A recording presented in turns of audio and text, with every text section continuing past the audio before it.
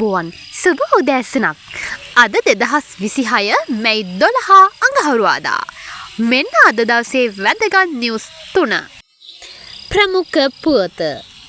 අද දිනයේ දිවයිනේ බොහෝ ප්‍රදේශවලට තද වැසි.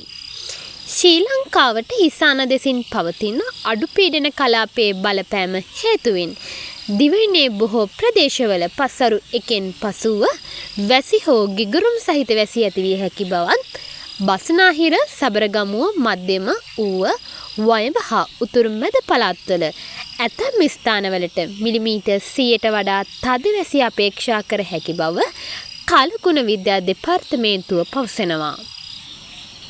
ගිගුරුම් සහිත වැසි සමග ඇතිවිය හැකි තාවකාලික තද සුළං වලින් හා අකුණු මගින් නැතිවිය හැකි අනතුරු අවම කර ගැනීමට අවශ්‍ය පියවර ගන්නා ලෙස ඔවුන් තවදුරටත් පෙන්වා දෙනවා.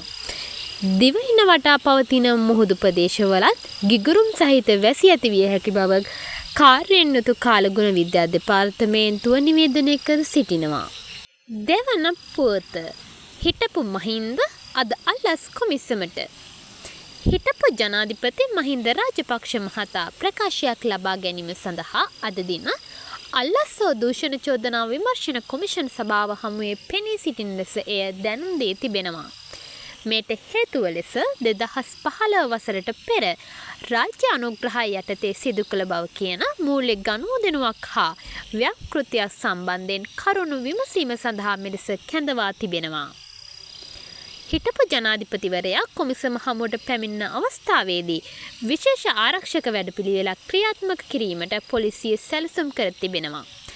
කොමිසමාවට මාර්ගවල රථවාහන සීමා කිරීමටද ඉඩ ඇති බව පොලිස් මාධ්‍ය ප්‍රකාශක වැඩිදුරටත් ප්‍රකාශ කළ සිටියා.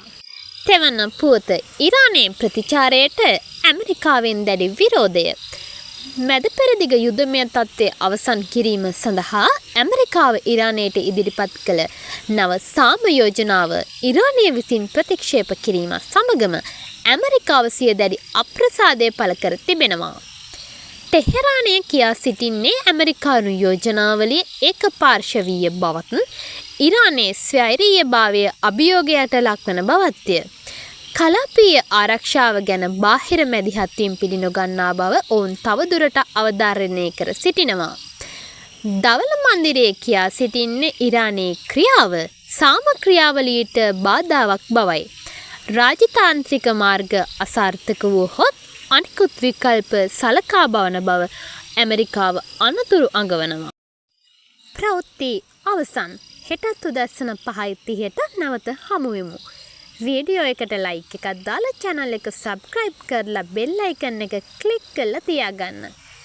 එතකොට හෙටත් උදැසනින්ම මම දාන වීඩියෝ එකේ notification එක ඔයාලා ළඟටම ගෙන්න ගන්න පුළුවන්.